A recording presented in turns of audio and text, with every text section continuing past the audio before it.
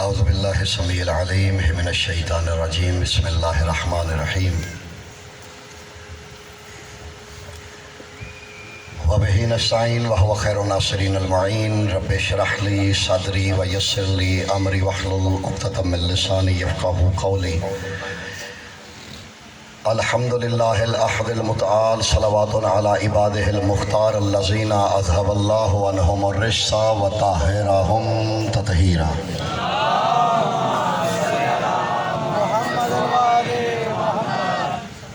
اما بعد فقد قال الحق بسم اللہ الرحمن الرحیم الحمدللہ رب العالمین۔ درود پر محمد و اہل بیت محمد۔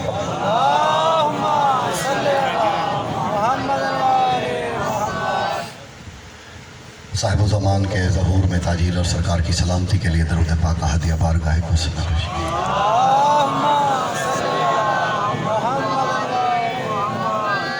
تمام مومنین کی حاجت روائی، مشکل کشائی، بیماروں کی شفا یابی اور حاجت مندوں کی تمام حاجات کی قبولیت کے لیے بھی درود پاک کا ہدیہ بارگاہ کو پیش کریں۔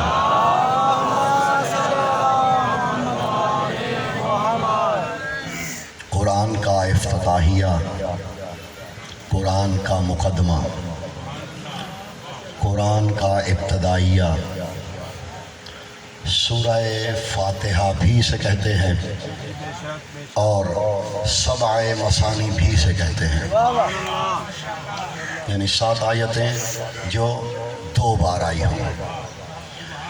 سورہ فاتحہ کی اہمیت کا اندازہ اسی سے لگا لیجئے کہ یہ کتنی اہم ترین، قرآن کا حرف کیا نقطہ بھی اہمیت کا حامل ہے،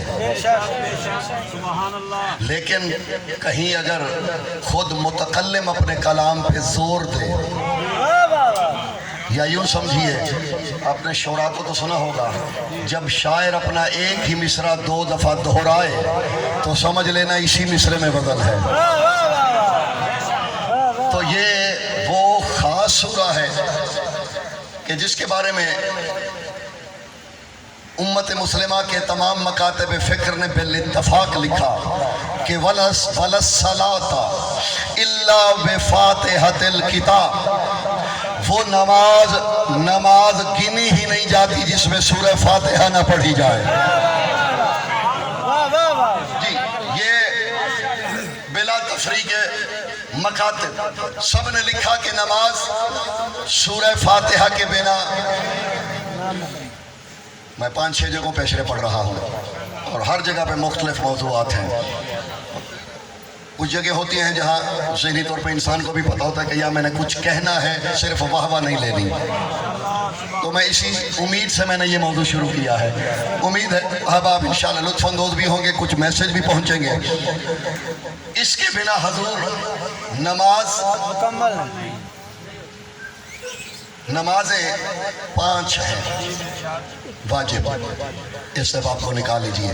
واجب نمازیں فجر کی 2 رکعتیں، ظہر کی، عصر کی، مغرب کی اور عشاء کی۔ کمال یہ ہے دن میں 5 دفعہ اسی صورت کو بار بار پڑھنا ہے، اور پہلی 2 رکعتوں میں تو ضرور پڑھنا ہے۔ اس کے بعد کوئی صورت پڑھیے، لیکن یہ پڑھنا ضروری ہے۔ پالنے والے ایک ہی سورہ بار بار پڑھیں۔ کہا میں چاہتا ہی یہی ہوں، جو کام بار بار کیا جائے وہ زبان سے آگے نکل کے فطرت ثانیہ میں ڈھل جاتا ہے۔ جی، تو اللہ ایسا نا تقیہ کلام،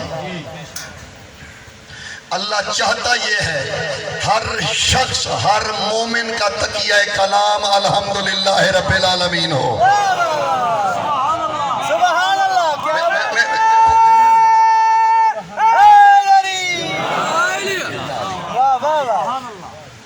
یعنی وہ ہمارے کلام کے اثر میں الحمدللہ۔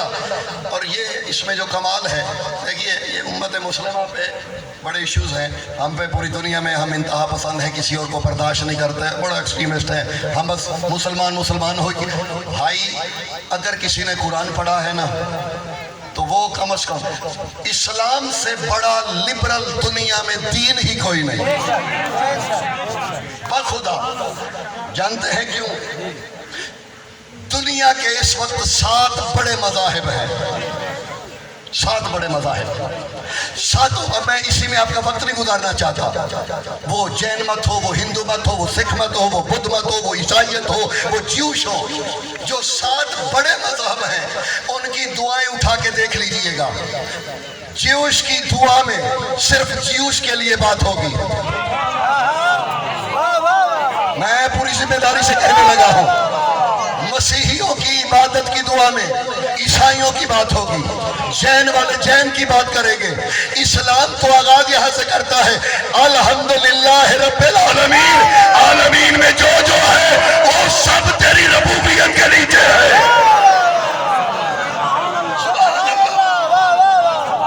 ذرا اس بات کو سمجھیے گا. اللہ رب المسلمین نہیں ہے. اللہ رب المومنین نہیں ہے، وہ رب العالمین ہے. اور اتنا بڑی ٹالرنس ہے توحید میں کہ فرعون جو مقابلے میں تھا اللہ نے جواب تو دیا، روٹی بند نہیں کی.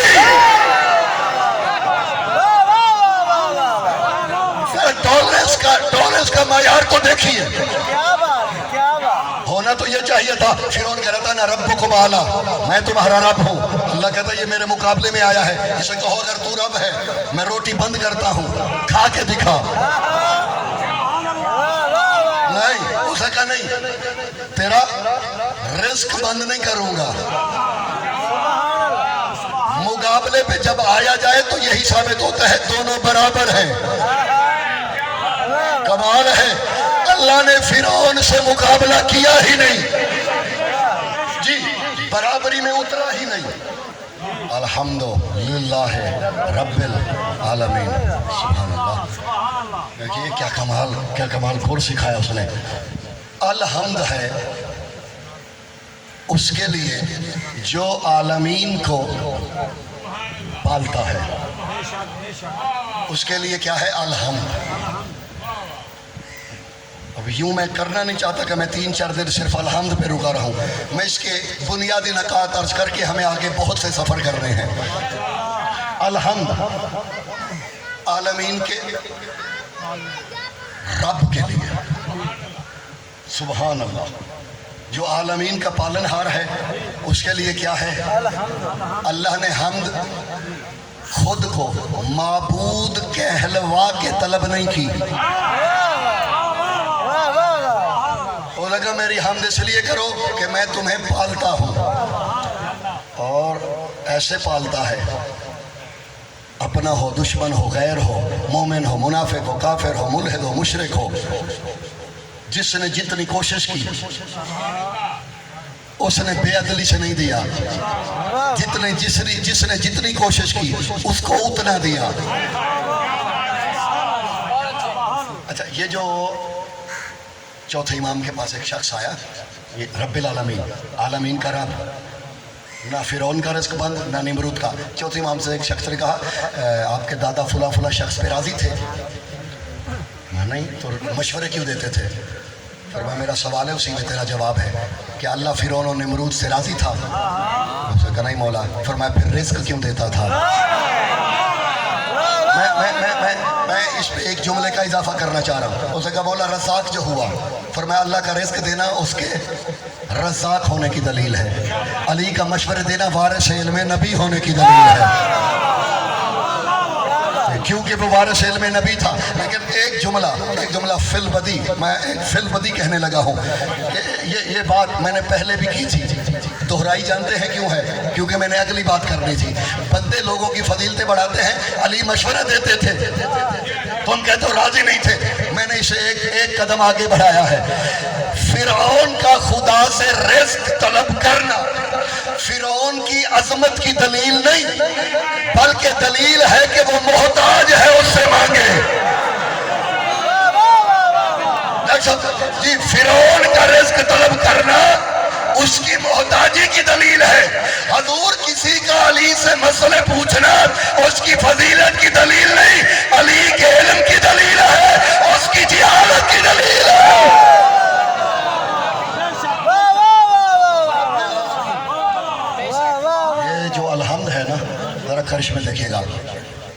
حمد، حامیم دال، اس کا مادہ ہے. اللہ نے کہا الحمد، حمد نہیں الحمد.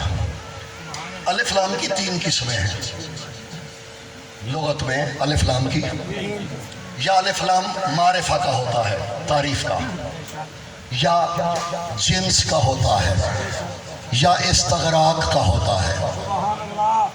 اور یہ جنس اور استغراق جو ہیں یہ ملتے جلتے ہیں.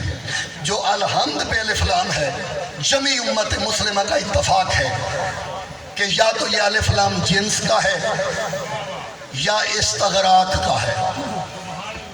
بیدار رہیے. تمہیدی منازل میں تھوڑی توجہ کی ضرورت ہوگی، درمیان میں کہیں تھوڑی خوش کا بحث بھی شاید آ جائے. یا جنس کا ہے، یہ حمد ہے نا، حمد، اس پہ الف لام ہے پہلے. الحمد، حمدللہ نہیں کہنا، کہہ ہی نہیں سکتے، مفہوم بدل جاتا ہے. الحمد کہنا ہے. یہ الف لام یا تو جنس کا ہے یا یہ استغراق کا ہے. دونوں میں سے جو ایک ہو، معنی ایک ہے. الحمدللہ رب العالمین، حمد کی جتنی ممکنہ قسمیں ہیں وہ سب رب العالمین کے لیے ہیں.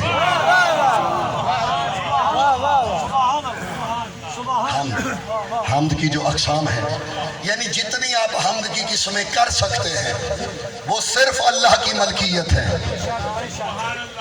کسی کے لیے حمد جائز نہیں. اللہ نے سورہ فاتحہ میں اعلان کر دیا حمد ساری کی ساری صرف اللہ کے لیے جائز ہے، کسی اور کی حمد جائز ہی نہیں، کیونکہ وہی رب العالمین ہے. گھبرانا نہیں ہے، یہ اس سال کا مشہور ڈائلاگ ہے، میں اس سے ہٹ کے کہہ رہا ہوں. ہاں، مجھے اس پیرائے میں سیریز مت لیجئے گا. میں مجلس والے پیرائے میں کہہ رہا ہوں کہ گھبرانا نہیں. تو یہاں واقعی نہیں گھبرانا. یہ الحمد الف لام جنس کا یا استغراق کا، حمد کی جتنی قسمیں ہیں وہ صرف اللہ کے لیے ہے، کسی اور کی حمد نہیں کر سکتے.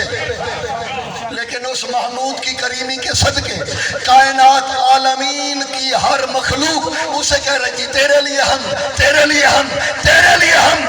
اس نے رخ پھیر کے کسی نور کو دے کے کہا تو محمد بھی ہے، احمد بھی ہے، محمود بھی ہے. اس کی حمد زمانہ کر رہا ہے. میرے نبی کا محمد ہونا اس لیے قابل تحسین نہیں کہ رب کے بدو اسے محمد کہیں. اس کا محمد ہونا لائق فضائل ہی اس لیے ہے، اسے وہ محمد کہہ رہا ہے جو حمد کا مالک ہے. کیا بات ہے، سبحان اللہ.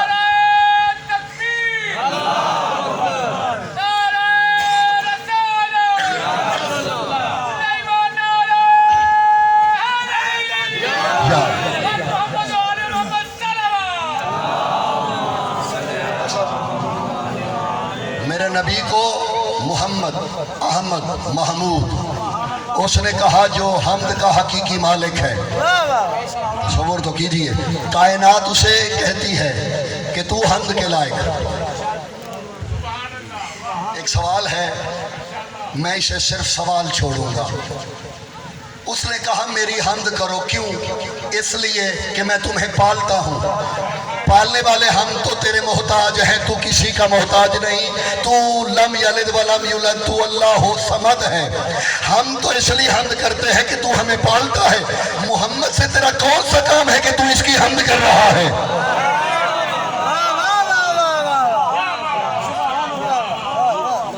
پچھلے محلے میں کچھ پلے پڑ رہا ہے؟ کل سے موضوع ورنہ تبدیل ہو جائے گا. اگر مجھے خشکی کا احساس ہوا، دیکھیے ممبر آشنا ہی نہیں ہے ان موضوعات سے.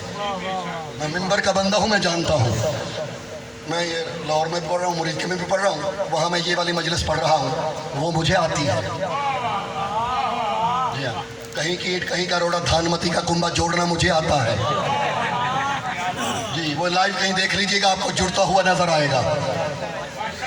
میں نہیں چاہتا کہ میں یہاں بھی کوئی دھانمتی کا کنبہ جوڑوں. تو میں آپ کا بھلا کر رہا ہوں تو آپ کے چہروں سے مجھے بھی ایسی جو ہے مسکراہٹ کی لہریں نظر آنی چاہیے کہ بات یہاں لکھی جا رہی ہے۔ پالنے والے ہم نے تیری حمد کی، تو نے ہمیں پالا۔ محمد سے تیرا کون سا کام ہے کہ تو اسے محمد کہتا ہے؟ میں ابھی اسی سوال میں تھا، اچانک مسجد نبوی کے محراب سے آئی، لوگوں مجھا کہنے پہ پریشان نہ ہو، کلنا محمد، ہمارا پورا قبیلہ حمد والا ہے۔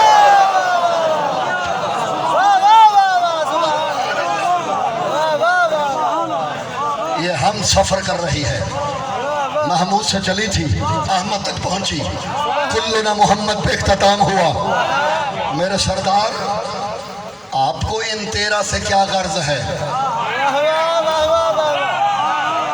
کہ آپ کہہ رہے ہیں میں اکیلا نہیں، ہم سب کے سب محمد، حالانکہ حمد کا مالک بس وہی تھا۔ رب العالمین، یہ تو میں جملہ معترض کہہ کے واپس آنے لگا ہوں، وہ عالمین کا رب ہے۔ سوالات ہوتے ہیں نا بھائی، نماز میں تخیلات آتے ہیں، خیالات آتے ہیں، ادھر ادھر کی یہ باتیں وہ باتیں، بھولی بھٹکی باتیں ساری نماز میں یاد آتی ہیں۔ جانتے ہیں کیوں؟ جانتے ہیں کیوں؟ کیونکہ آپ صرف کہہ رہے ہوتے ہیں۔ دیکھیے، جب حمد کرنی ہے نا، جب حمد کرنی ہے تو پھر ذہن مسلح پہ نہیں ہونا چاہیے۔ جب کہو نا عالمین، پھر عالمین میں ذہن گھومتا ہوا ہونا چاہیے۔ میں کچھ کہہ رہا ہوں، نظر سر کس کے سے گزر رہی ہے؟ حضور تصور میں عالمین ہو، پھر تم چٹکتی ہوئی کلیاں دے کے کہو تو حمد کے لائق ہے، کھلتے ہوئے پھول دے کے کہو تو حمد کے لائق ہے، گلیکسی کی روٹین دے کے کہو تو حمد کے لائق ہے، سورج کی چمچماہٹ دے کے کہو تو حمد کے لائق ہے، چاند کی کرنیں دے کے کہو تو حمد کے لائق ہے۔ عزیزوں، ایک بات کہوں، مسجد کے مولوی سے سائنٹسٹ کی حمد بڑی عظیم ہے کہ وہ جانتا ہے عالمین کیا ہے۔ سبحان اللہ۔ دیکھیے، جتنا تصور عالمین کا وسیع ہوتا جائے گا، اتنی حمد معراج پہ جائے گی، پھر بلوں کا خیال نہیں آئے گا۔ یہ علی مولا کو تیر لگا ایک جنگ میں، یہ نصاب کی کتابوں میں ہے، نصاب کی ہماری کتابوں میں تھا کہ مولا علی کو جنگ میں تیر لگا پاؤں میں۔ صاحبہ نے کہا سرکار تکلیف بڑی ہوگی نکالنے میں، فرمایا صبر کرو، مغرب کا وقت ہوا جاتا ہے۔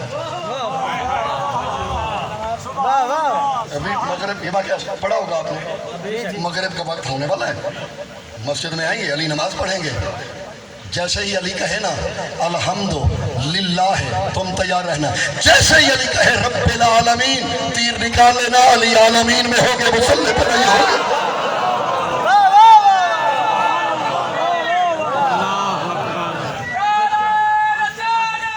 بسم اللہ۔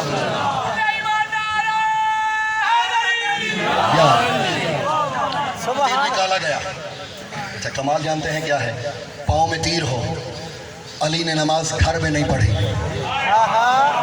پاؤں میں تیر لگا ہوا ہے، نماز علی نے، بھائی تیر پاؤں میں ہو تو بندہ چل نہیں سکتا، لیکن نبی کو پتا تھا یہ مسجد میں آئیں گے، اور یہ جو تیر نکالا تھا ظاہر خون بھی نکلا ہوگا، بھائی پاؤں سے جو کھینچ کے تیر نکالا جائے خون نکلے گا، خون مسلح پہ بھی گرے گا۔ میں اس کے بعد یہ واقعہ ڈھونڈتا ہلکان ہو گیا، کہیں تو ہو نبی نے کہا کیونکہ اب خون نکل آیا ہے، یا علی نماز دوبارہ پڑھو۔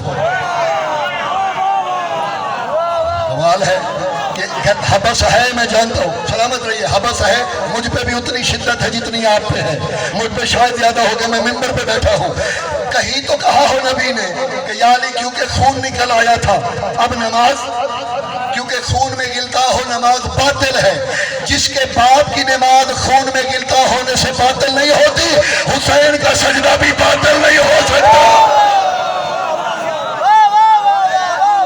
دیکھا ہوگا، آپ نے سنا ہوگا لوگوں سے، سبحان اللہ، عالمین کے رب کے لیے ہم۔ اچھا، میں نے بڑی کوشش کی، اس پہ وقت لگایا گا، عربی تو میرا پسندیدہ مشغلہ تھا، رموز، کنائے، مساحت، بلاغت، طبیعت، بہت کچھ میں نے ڈھونڈا، حتیٰ کہ میں نے وہ مناظم صبا تک کو رٹ لیا۔ میں نے پھر یہ ڈھونڈنا شروع کیا کہ قرآن کے نازل ہونے سے پہلے یہ لفظ کس کس نے بولا۔ یہ الحمد کا لفظ کس کس نے بولا قرآن کے نازل ہونے؟ 4 دفعہ بولا گیا، 1 دفعہ قرآن میں، 3 دفعہ اس سے پہلے۔ قرآن کے نزول سے پہلے صرف ادب عربی میں 3 دفعہ اس کا تذکرہ ملتا ہے۔ پہلا بندہ ہے حمیرہ بن حجم تمیمی، نام یاد رہے گا، حمیرہ بن حجم التمیمی، اس نے اپنی نظم میں حمد کا استعمال کیا ہے۔ حبیرہ نے کیا استعمال کیا ہے؟ حبیرہ نے کہا ہے وَمَنْ دَعَوْ، میں پوری نظم نہیں پڑھنے لگا کیونکہ یہ اس لائق نہیں ہے کہ میں آپ کو سناؤں، میں ایک مصرع اپنے مقصد کے لیے پڑھنے لگا ہوں۔ کہتے ہیں وَمَنْ دَعَوْ جَسَدِكَ عَلَيْهِ يَحْمَدُكَ، کسی کو مخاطب کر کے کہتے ہیں جو تیری طرف دیکھے اس پہ واجب ہو جاتا ہے وہ حمد کرے۔ لیکن اس نے یحمدو کا بولا ہے، یہ ذہنوں میں رہے، یحمدو کا بولا ہے۔ پھر دوسرا بندہ بکیر بن اسد الجہمی، اس نے بھی اپنی ایک 9 شعروں کی نظم میں، یہ 6واں مصرع ہے جو میں پڑھنے لگا ہوں، میں نے باقی سارے چھوڑ دیے۔ کسی کو شوق ہو ادب عربی کی کوئی کتاب اٹھا لیجئے گا، یہ 6واں مصرع آپ کو مل جائے گا۔ وہ بھی کہہ رہا ہے کہ میرا محبوب کیسا ہے، اپنے محبوب کی وہ تعریف کر رہا ہے کہ میرا محبوب کیسا ہے۔ وہ کہتا ہے بس ایسا ہے، لما رأیتہ احمدہ رأیتہ احمدہ رأیتہ، کہتا ہے بس وہ ایسا ہے جب اسے دیکھتا ہوں ایک دفعہ حمد کرتا ہوں، پھر دیکھتا ہوں، پھر حمد کرتا ہوں، پھر دیکھتا ہوں، پھر حمد کرتا ہوں، پھر دیکھتا ہوں۔ کہتا ہے حمد تھوڑی پڑ جاتی ہے، اس کا حسن اس سے آگے نکل جاتا ہے۔ یہ دوسرا بندہ، میں بڑی ذمہ داری سے کہنے لگا ہوں، پوری تاریخ عرب میں یہ دوسرا بندہ جس نے حمد کا لفظ بولا، لیکن دونوں میں فرق ہے۔ پہلے نے یحمدو کہا، یحمدو میں وسعت نہیں، دوسرے نے احمدو کہا، واحد متکلم کا صیغہ، حمد ہے وسعت نہیں۔ تیسرا بندہ مجھے نبی کی شادی میں نکاح پڑھتے ہوئے ملا، اس نے وہی لفظ بولے جو کچھ عرصے کے بعد قرآن نے بولے، اس نے کہا الحمدللہ الذی،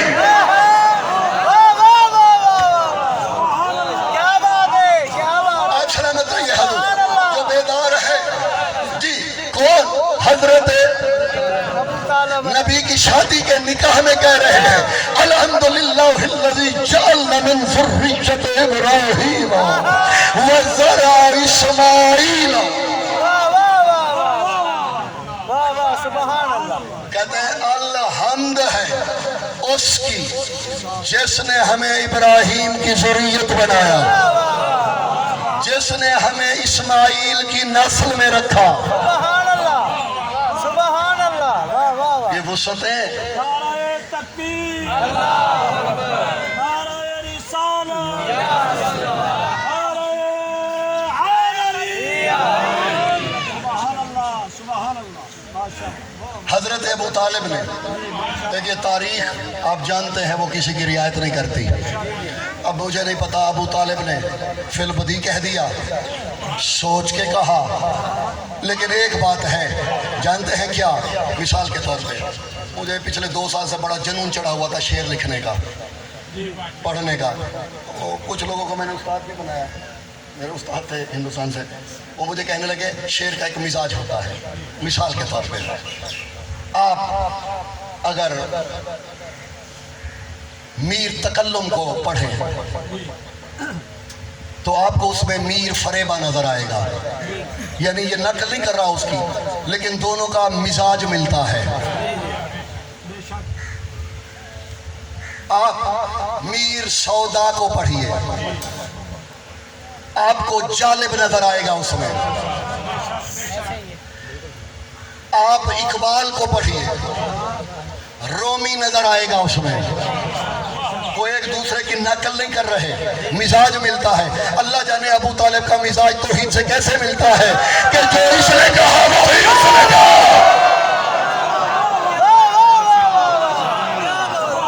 یہ مزاج کے ملن کے کیا کہنے.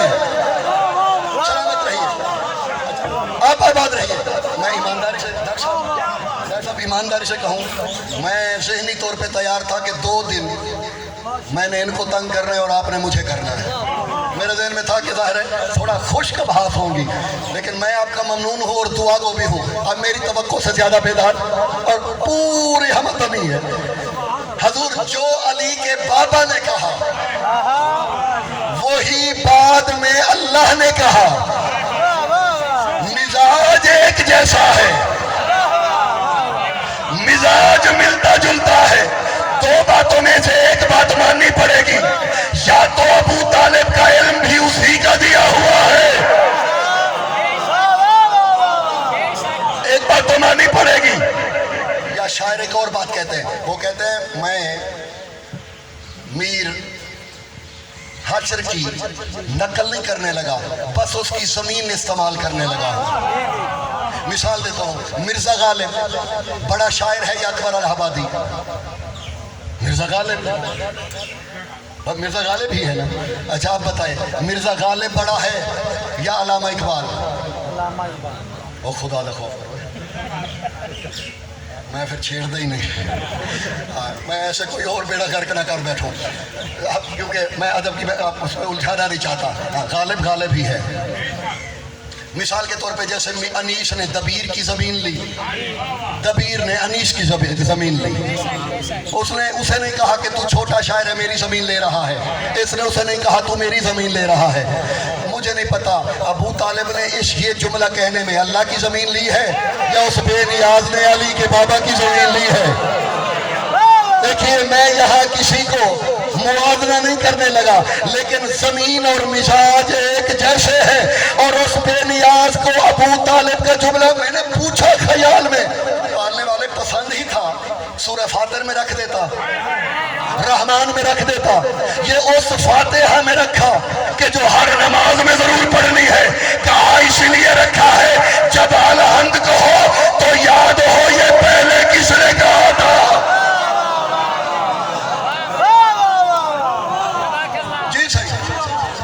ممنون بخدا آپ کا. میں یہ میرا ڈرائیور جانتا ہے, میں اشرف کی پڑھ رہا تھا, سب سے زیادہ پریشانی یہاں کی تھی. ظاہر میں نے یہاں دعائیں مانگنے لینے کے لیے آنا ہوتا ہے, مجھے یہیں سے دعائیں برکتیں رحمتیں سب کچھ ملتا ہے. تو میرے اندر ظاہر ہے آیا ہوں تو بخدا باقی 5 بھی اطمینان سے پڑھ رہا ہوں. جیسے میں لینے آیا ہوں ویسے آپ بھی لے کے جائیے گا, یقین سے مانگیے گا, ملے گا. میرا آزمودہ ہے, سنا سنایا نہیں ہے, یہ آزمایا ہوا ہے. ہم عالمین کے رب کی, کتنا بڑا لبرل دین ہے. میرے دوستوں سے بات ہوئی جو پڑھے لکھا بابا بیٹھے, میں گرا صاحب, آپ کلاس وغیرہ سے ملتے ہیں, باقی بھی جو نوجوان ہیں اگر کوئی اسٹوڈنٹس ہیں, میں ان سے بات کہنے لگا ہوں. میرے دوست ہیں, میں جو ہے کچھ کلاسز لے رہا تھا, ابھی بھی میری چل رہی ہیں. وہاں پھر ظاہر کلاسز کے بعد جب بریک ہوتا ہے تو باتیں ہوتی ہیں, کنورسیشن. اس نے کہا یار یہ مسلمان اتنا بڑا دین ہے مسلمانوں کا اسلام, تم لوگ ہیومن رائٹس کی بات نہیں کرتے. یہ ہم پہ الزام ہوتا ہے. اللہ کرے میں یہ سمجھا سکوں جو میں کہنا چاہ رہا ہوں. تم لوگ ہیومن رائٹس کی بات نہیں کرتے, وہ ہم کافر کہتے ہو, ہم ہیومن رائٹس کی بات کرتے ہیں. میں نے کہا اس لیے کہ ہم ہیومن رائٹس کے قائل ہی نہیں. میں ممبر سے بندے نہیں جھوٹ, پتہ ہی نہیں کچھ, نہ بیٹھ کے سوچنا ہے, نہ فکر کرنا ہے, نہ پڑھنا ہے. کسی کو ادھر سے ایک جملہ لے لیا, ادھر سے لے لیا, پیٹ رہے ہوتا. نہیں اسلام سب سے بڑا ہیومن رائٹس کا, اور بھائی اسلام ہیومن رائٹس کا درس ہی نہیں دیتا. یہ ٹی وی پہ میں نے وکیل دیکھے ہیں, لوگ وکالت کر رہے ہیں ہم بھی ہیومن رائٹس کے بڑے دائی ہیں. اور بھائی میں ممبر سے کہہ رہا ہوں اسلام ہیومن رائٹس کا کوئی قائل نہیں. حیران ہو لے پہلے, بھائی میں پوری تاریخ پڑھنے کے بعد کہہ رہا ہوں اسلام میں کانسیپٹ ہی نہیں ہے ہیومن رائٹس کا. اسلام میں کانسیپٹ ہے حقوق العباد کا. میری جانب دیکھیے گا, جانتے ہیں ہیومن رائٹس اور حقوق العباد میں کیا فرق ہے؟ کاش ہمارے لوگ شرمندہ ہونے کی بجائے دلیری سے اپنا مقصد سمجھائیں. سمجھانے سے پہلے ہے خود سمجھیں. یہ اپالوجائز کرنا ہر جگہ پہ نہیں بنتا. یادیے گا حقوق العباد اور ہیومن رائٹس میں پتہ کیا فرق ہے؟ ہیومن رائٹ کیا ہے؟ میں تعریف کرتا ہوں, پڑھے لکھے اب آپ یہی ٹھیک ہو تو بتائیے گا. ہیومن رائٹس یہ ہے کہ انسانیت کے ناطے ایک انسان کا مجھ پہ حق ہے. کوئی میرے سامنے اگر تڑپ رہا ہے اسے پانی بھی اس کا رائٹ ہے. میرے پاس 10 ہے, اس کے پاس 1 ہے, 2 اس میں سے نکال کے, یہ ہیومن رائٹس ہے نا. اچھا میں سوال کرتا ہوں, میرا ہمسایہ بھوکا ہے, دنیا کی جو بڑی ویلفیئر سٹیٹس ہیں میں ان کی بات کر رہا ہوں, میرا ہمسایہ بھوکا ہے, مجھے پتا ہے, میں نے اسے روٹی نہیں دی. دنیا کی کوئی ہیومن رائٹس تنظیم مجھے بتائیں جو اس پہ کسی قانون کا اطلاق کرے. نہیں کر سکتے. برا صاحب میں ٹھیک کہہ رہا ہوں؟ کیا جیل ہو سکتی ہے؟ مجرم. حقوق العباد اور چیز ہے, کیونکہ یہ سیلف ڈیولپمنٹ ہے. میرا دل کرتا ہے تو کروں, نہیں کرتا تو نہ کروں. حقوق العباد یہ ہے ہمسائے کو کھلانا ہے, تیرے لیے نہیں, اللہ کے حکم کے لیے. بلے پڑ رہی ہے بات. اگر میں ایسا نہیں کرتا میں اللہ کا مجرم ہوں. ہیومن رائٹس کو اگنور کرنا پاسبل ہے, حقوق العباد کو پاسبل نہیں ہے. بے شک بے شک. کیا بات ہے, کیا بات. جی اس میں وسعتیں زیادہ ہیں. اگر لفظی ترجمہ کرے یہی حقوق العباد کو ہیومن رائٹس آپ کہیں گے, یہ حقوق العباد ہے, اس کا لفظی ترجمہ ہیومن رائٹس ہی بنتا ہے. لیکن کانسیپٹ میں فرق ہے, مدعے میں فرق ہے, وسعتوں میں فرق ہے. یہاں ہیومن رائٹس اللہ کی طرف سے ہیں, وہاں بندوں کی بنائی ہوئی اخلاقیات ہے. وہ عالمین کا رب ہے, کتنا بڑا لبرل ہے, کافر کو کھلاتا ہے, مشرک کو. اچھا یہ نہیں کہتے پہلے میرا کلمہ پڑھ پھر دوں گا, وہ دے کے کہتا ہے اپنے ضمیر سے پوچھ میں ہوں تو مان لے, نہیں تو میں تجھ پہ جبر نہیں کروں گا. بس تمہیدی کلمات میں آج اتنا صحیح. 2 4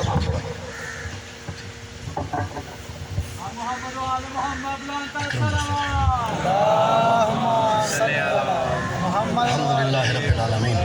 عالمین کے میری ایک التماس ہے, دیکھیے بھائی اگر آپ کو مصائب نہیں سننا آپ نہ سنیے, لیکن جہاں تک اس اہل علاقہ تک میری آواز آ رہی ہے نا, ایک گزارش ہے, کم از کم یہ پہلے 6-7 دن, باقی کچھ نہ دل ہو, کیونکہ آپ نماز میں پڑھتے ہیں, میں چاہتا ہوں کہ جب آپ پڑھیں تو آپ عالمین کی سیر کر رہے ہوں. نماز میں حضور جتنا جتنا عالمین کا علم بڑھتا جائے گا حمد اتنی عظیم ہوتی جائے گا. میں نے سوچا جب وہ عالمین کا رب ہے مجھے بھی تو عالمین میں دیکھنا ہے. پھر میں نے اپنی عقل کا اندازہ لگایا, میں تو عالمین کو سمیٹ ہی نہیں سکتا. وہ آئنسٹائن بھی ہو, ایک عالم کو نہیں سمیٹ سکا. میں نے کہا پالنے والے اتنے مشکل ہم, میرا ذہن ایسا ہے ہی نہیں میں عالمین کو سمیٹ لوں. تو اسے کہا تجھے میں نے حکم کب دیا ہے, میں نے ایک بھیجا ہے نا, وَمَا أَرْسَلْنَاكَ إِلَّا رَحْمَةً لِلْعَالَمِينَ. عالمین کو دیکھنا اس کا کام ہے, تجھے اسے دیکھنا ہے. تیرے لیے عالمین کی حیثیت وہی رکھتا ہے. جو میں لمحوں میں کہہ رہا ہوں نا, شاید ایک ایک جملے پہ میرے مہینے لگے ہوں. اسے صرف سن کے اگنور مت کیجئے گا, ویڈیو بھی سنیے گا بار بار. وَمَا أَرْسَلْنَاكَ إِلَّا رحمت اللہ. جس کا اللہ رب ہے نا, اس کے لیے میرا نبی رحمت اللہ. اور جانتے رحمت کیسے ہے؟ بس عالمین میں جو جو اس کی حمد کرتا جاتا ہے محمد اس پہ رحمت برساتے جاتے ہیں۔ سبحان اللہ، سبحان اللہ، واہ واہ۔ کمال یہ ہے، یہ عالمین کے علاوہ کچھ اور ہے کچھ جی؟ جو عالمین تک رحمت پہنچا لیتا ہے وہ پھر عالمین کو جانتا بھی ہے، اور عالمین کو جانتا ہے تو پھر عالم الغیب کا کیا چکر ہے بھائی؟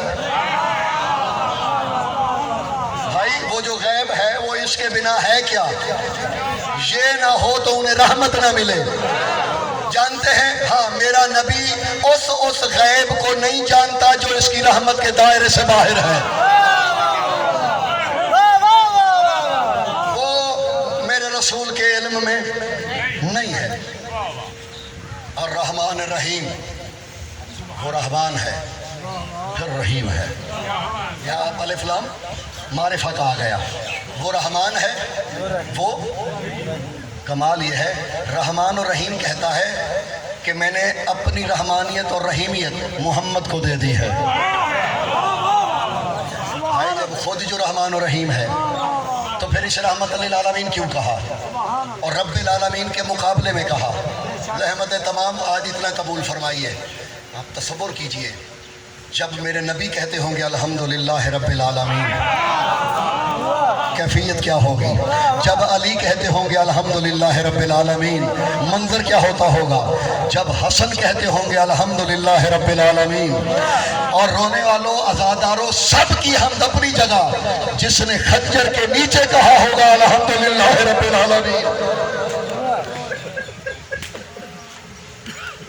اس کی حمد جیسی حمد پھر کسی کی نہیں ہو سکتی۔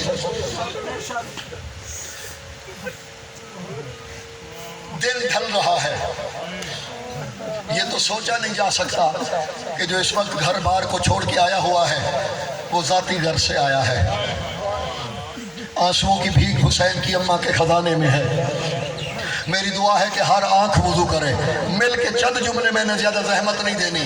2 محرم کو قافلہ رکا ہے کربلا میں، گن کے 5 منٹ، طویل مصائب نہیں، کل سے میں طویل مصائب پڑھوں گا، تھوڑا سا وقت کو چینج کریں گے تاکہ آپ کو زیادہ تاخیر نہ ہو۔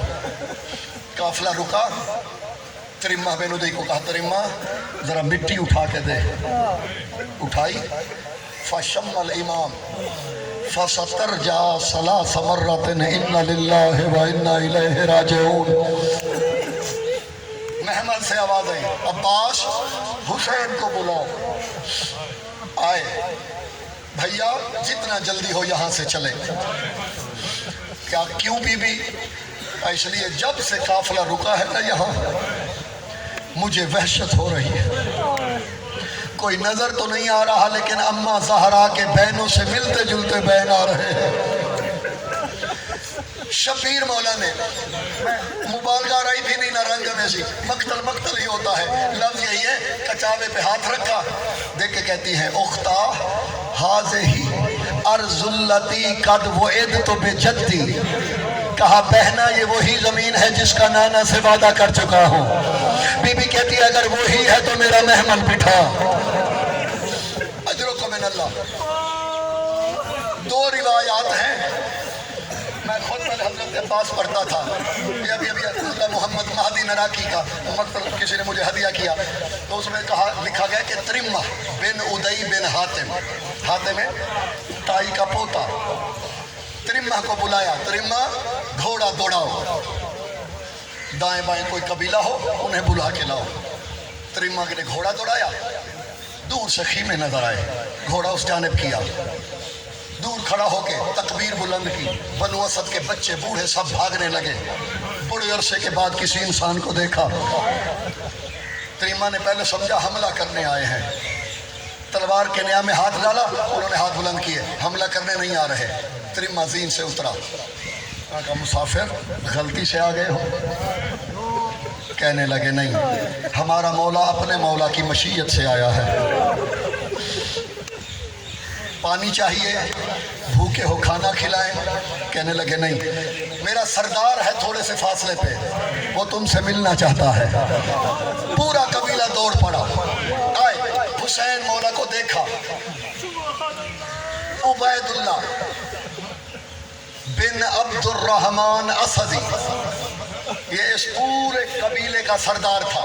100 سال سے عمر تجاوز کر چکی تھی، ہمیں گری ہوئی تھی.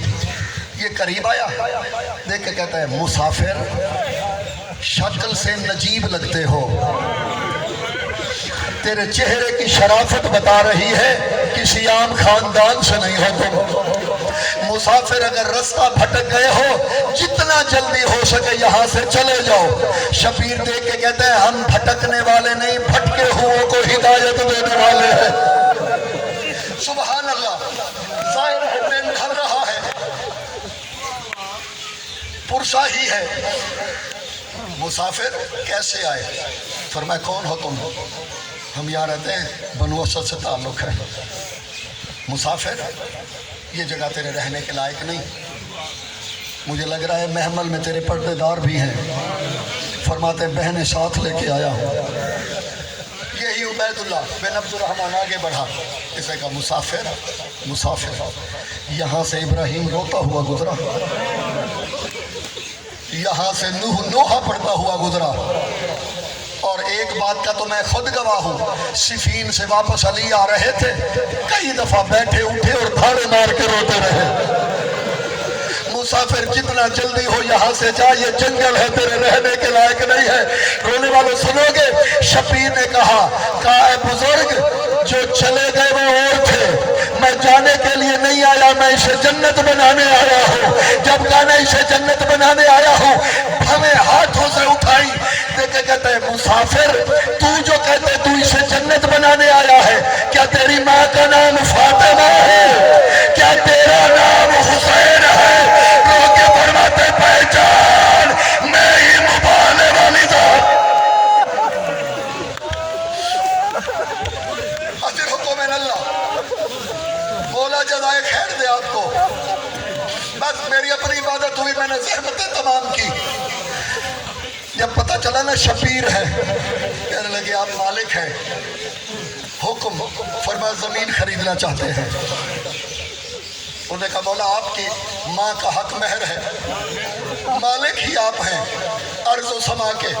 فرمایا نہیں، میں جب کربلا گیا ہوں نا، جس جملے نے مجھے سب سے پہلے مولا کے روضے پہ جانے سے پہلے رلایا ہے وہ یہی جملہ ہے. حسین کہتے ہیں نہیں، ہم یہاں شہید ہوں گے، ہماری قبریں بنیں گی، ہم نہیں چاہتے ہمارے سوار کسی اور کے مہمان بنے. ہم چاہتے ہیں ہمارے سوار ہمارے مہمان بنے. عزیزو طے ہوا سودا، ادا کے درہم و دینار، زمین لے کے فرماتے پھر تمہیں ہبہ کی. مولا ہبہ کرنی تھی، لی کیوں؟ فرمایا 3 شرطیں ہیں. مولا بتائیے. فرمایا پہلی شرط زمین پہ کھیتی باڑی نہیں کرنی. دوسری شرط ہمارے بعد ہمارے مہمان آئیں گے، انہیں ہماری قبروں کے نشان بتانا یہاں زین سے اترا تھا، بتانا یہاں اکبر کو برچھی لگی تھی، بتانا یہاں قاسم پامال ہوا تھا. مولا یہ بھی بتائیں گے. تیسری شرط فرمایا 3 دن تک وہ زہرا کے کریم بیٹے تیری کریمی کے کیا کہنے، اپنی غربت میں اپنے موالیوں کو نہیں بھولا. فرماتے تیسری شرط میرے زواروں کو 3 دن تک کوئی تکلیف نہ ہو، مہمان رکھنا، قیام و توام کا خیال رکھنا. مولا عمل ہوگا. گھوڑے پہ بیٹھے تھے، زین سے اترے. تریمہ بن ادئی راوی ہے. تریمہ کہتا ہے میرا ہاتھ پکڑا، آخری روایت پڑھنے لگا ہوں. یہ میرا وعدہ ہے آج کی مغرب آنسوؤں میں ہوگی. تریمہ کہتا ہے میرا ہاتھ پکڑا. شبیر نے مقتل کی جانب چل پڑے. کہتے میں دیکھ رہا ہوں ہر قدم پہ داڑھی آنسوؤں سے بھر رہی ہے. چلتے چلتے ایک جگہ پہ آئے، ٹھنڈی سانس لی.